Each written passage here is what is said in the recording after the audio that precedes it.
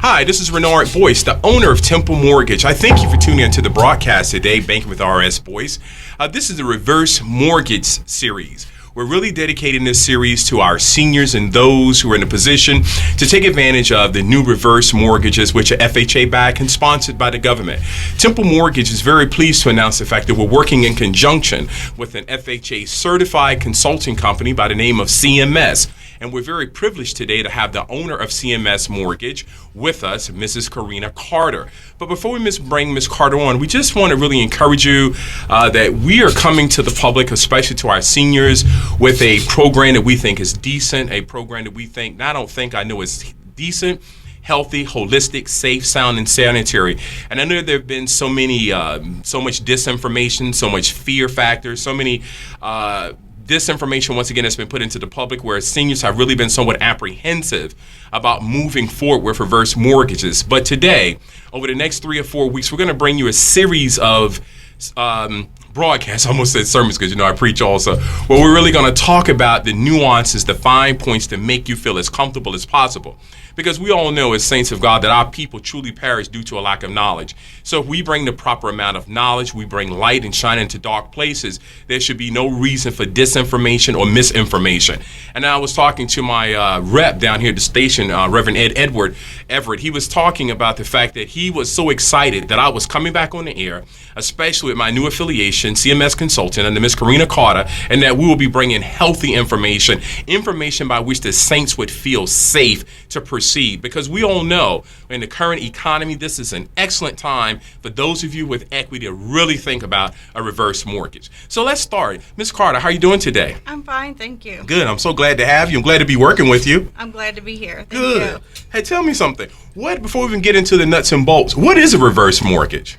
A reverse mortgage is a refinance or purchase that a senior can use their equity or their down payment to pay their payment for the rest of their life. Wow, so you can do a refinance or a purchase. Or a purchase, that's correct. Wow, so you can purchase with a reverse or you can refinance. That is absolutely correct. Wow. Well, tell me a little bit about refinancing, because that's where so many of us are headed right now. We have equity, we don't know what to do with it, we're scared to move. But tell me, before we get into that, how does one refinance with a reverse mortgage? How does a reverse differ from any other type of refinance?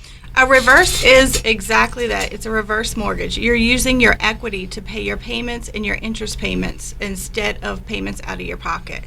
As a forward mortgage, we typically call a 30-year fixed mortgage. You're using your interest, your daily income to pay your mortgages. So you said something about daily income. So are you saying in a reverse mortgage there's no need for income? I'm a little confused. There is no need. For a reverse mortgage, the only thing to qualify you is your age and your equity and the appraised value of the home. Wow. So you said all I need is, I got to tell this again, age, equity, and the value of my home? That's it. Wow. Well, how do those things, what's the relationship between my age, my equity, and my value? The reverse mortgage starts at year 62. So I have to be 62 years old? You have to be 62. Point one. .1. I can't be 60? You can't be 60. 60 and 8 months. You can be 61 and start on your reverse mortgage process, but you have to be 62 to close on the reverse mortgage. Oh, okay. So 6 months before my birthday, I may want to get started. Absolutely. I mean, that's an excellent point. So to all my seniors who are just chomping at the bit and wanted to reverse mortgage, and people have told you you're too young, hey, we can get together with them, take the applications now, and just kind of, what we say, slow cook it, or just put it in the oven. Absolutely. And just kind of let it simmer, right? We can slow cook it. Slow cook it. Okay, country cooking. All right, I like that. So we can slow cook the mortgage for those who are close, but not yet. Correct. And with now that could be really key, because a lot of people have a lot of, things coming at them, debts and responsibilities and all kinds of issues. So let me not get too off the subject, 'cause I'm so excited. Okay, so no. 62 you have 62. to be. 62. You may have a husband and wife. The husband could be 70, the wife could be 61 and a half. Okay. So you would have to wait to put both of them on the loan and on title until the wife was 62. Now that's a big issue, because I've had that happen where one was old enough and the other wasn't. Now I've heard some mortgage companies, now we're not advocating this, but I've heard some companies suggesting, and see, this is where the lies and the mistakes and how people kind of of got mistreated and tricked in these programs. I've heard of some companies telling people to take the spouse off, the younger spouse off the mortgage. I've actually heard people telling someone, like in your example, if the husband's 71 and the wife is 60, we'll just take her off the deed. And I was like, no, don't ever do that. What is your position on that? Well, my position is depending on the financial situation for that family. It could be a benefit and it could not be a benefit. Well, let me ask you this. So if you take her off, can you put her back on? You cannot put anyone on the deed that is not on the loan. Okay. However, they could speak with a financial advisor. They could speak with their attorney. They could draw up a proper will that would help as far as the relationship between that and where the heirs would get the property. Okay. Now, that's a big thing. Okay, so as long as it's a possibility that it could be a good thing. Absolutely. If it's done properly. If it's done properly. But that would mean getting with an attorney, good real estate attorney. A real estate attorney. And a professional financial planner of some sort, but especially Correct. an attorney. Especially an attorney. Okay. But see, we're going to get in, as the kids say on the street, where we fit in, and we're going to tell you the things that we know best. And so we know best that you have to be 62. You have to be 62. You have to be 62. And we know that you don't need any income. And you need no income, no credit. No, oh, well, you didn't, no credit either? No income, no credit. So for all of that means for all of those seniors who are sitting on all of this equity and have been denied by banks, don't know where to go to get any help, they don't even have to worry about their credit situation. No worry about credit. So they could have bankruptcy, foreclosure, fast foreclosures, EFG credit, all off the Richter scale. Doesn't even matter. Doesn't even matter. They could be at the courthouse steps in their foreclosure, and we could do a reverse mortgage. Wow. That's significant. So we don't have to worry about the credit. We don't have to age 62. All right. Now you said something. And we don't have to worry about income. And we don't have to worry about income. Huge thing. So for those on a fixed income, this could be perfect, because there are many seniors who are, I hate to say it, they live alone. Correct. Children live out of town. Correct. Children may be estranged, may not have the best relationship with mom or dad or both. Children may be unable to help. They may desire to help, but be unable to help. Correct. I mean, Karina, let's just kind of talk it for a second. I mean, you live in this world like I do. Gas and food is going up. And I mean, if the average fixed income for a senior is what, about $1,200-$1,500 tops? About $1,200-$1,500. That's about the average income. That's on a high average. And that's on a high average. Absolutely. Wow, that's on the high end. That's on the high end. So we could say it could kind of fall in the middle row between 800 to 1,000 then. I would say between 800 and 1,200 would be my typical seniors that I do converse with. Wow, and so that's the typical age that you guys have found when you're consulting and doing reverses. Okay, so let me ask you this then. What kind of bills do they typically have? You're looking at your mortgage. Which is usually average for about what? Usually between 800 and 1,200. So that's their income gone then? That's their income gone. So they're done.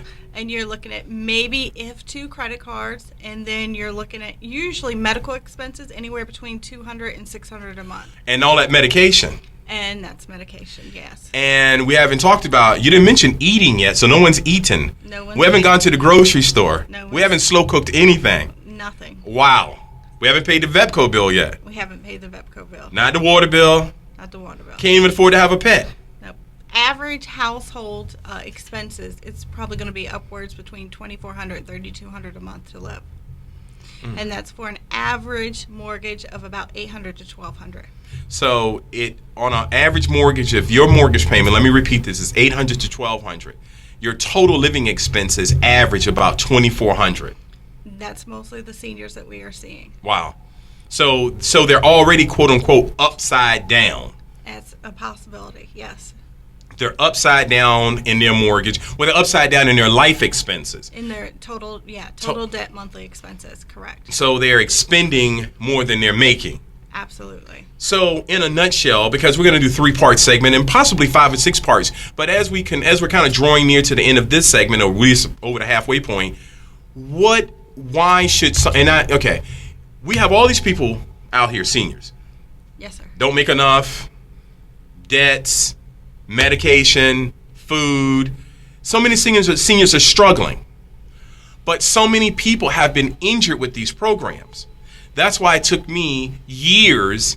I've been on WPC now off and on this year coming back will make my 12th year in affiliation with the Willis Broadcast Network. Long time. I grew up here. I learned how to preach here. I learned how to teach here. All those good things happen right here. So I found you an expert Consummate expert, excellent reputation, never got any type of license, revoked, anything. You've never had anything happen to you as far as the state, federal government, anything. You have a stellar reputation. That's part of the reason I believe God has brought us together. Thank you very much. That is true. Yeah, I do believe that. I know that, right? That's the minister in me talking. But there's so many people that are afraid still.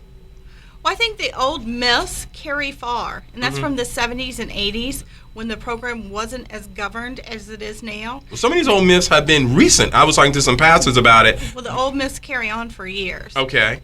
So one of the old myths is you get your house taken from the government takes your home, and that is absolutely not true. Okay. So do you want to knock that one out of the box today? So the government, okay, we knocked that, the government, but the government does not take your home. It is absolutely no different if I should pass today. My house would go to my next heirs, and they would have to decide what to do with it. Now that's the key right there. You need to have a will. You need to have a will. And a lot of people don't have a will, and they kind of throw the house up in the air like they're playing jump ball and decide where it falls. Yes, and absolutely. With any financial investment, you need to have a will. You have a will in place, then your heirs will be covered, your spouse will be covered. So it just depends absolutely on what equity is left in the property. Just as we know now, with the economy the way it is, depending on what the housing market is, what the prices are going to be, that's what your house will be worth at that time. Okay, so that's why, going back to the will, we want to make sure we have a will, because let's face it, if we have 5 children, in our absence, we don't know how they're going to react. We don't know how they're going to react. And you already know, I'm going to stick this in there, and Ms. Carter isn't saying this, Minister Boyce is saying this, and I can say this with poetic license. You know your children, and you know how they are. You know which ones you can depend on now, which ones you cannot depend on. Let's just keep it real, saints. So you know Junebug that has never worked, don't want to work, ain't trying to work, don't have no intentions of working. He laying up in the house now. So here what happens is, well, I'm just keeping it real. We have typically a situation which I found with what you call forward loans, or just basic purchase and refinances, which I've done for 20 years, that is when someone dies, it's always one child, typically one child, or usually the eldest child, that gets stuck with all the responsibility. Who steps up to the plate and becomes the executor of the estate. Right. That is correct. And all the other ones start fighting about what they're going to get. Correct. And what am I supposed to get out of mama's house? Correct. And Junebug says, all I want a place to lay my head. He ain't trying to do nothing. So the grass is growing up to the roof. People breaking the windows out and all this kind of stuff. Property has maintenance issues. And what happens, it's not that the person lost the house to the reverse mortgage. What happened is they lost it because the heirs couldn't get together. And they didn't maintain it. And you have a year to do so after the last borrower passes. But let's say or exits the home. 1 year. You got a whole year. You have a whole year. But let's say that the key, okay, because I think what the saints of God, I know the saints are talking about, you're supposed to leave an inheritance to your children. But in this case, somebody's got to be able to afford the inheritance because the house has a mortgage. It's absolutely no different. Like I said, if I pass today, someone has to be able to afford my home. Say it again, somebody has to be able to afford my home. That's the key. One of those children, cousin, whomever you're leaving it to, has to be able to afford the home. Taxes, insurance, maintain the home, or refinance, or they have a choice to sell it and split the equity. Absolutely no different than if I pass today.